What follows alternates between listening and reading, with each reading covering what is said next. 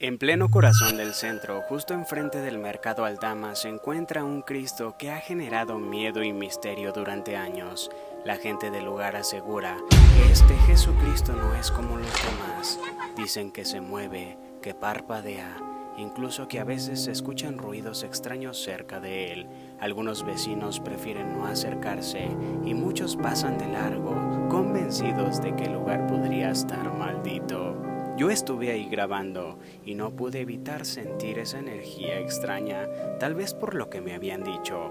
Ahora quiero preguntarte a ti, ¿qué estás viendo esto? ¿Tú qué piensas? ¿Una leyenda urbana o algo más oscuro?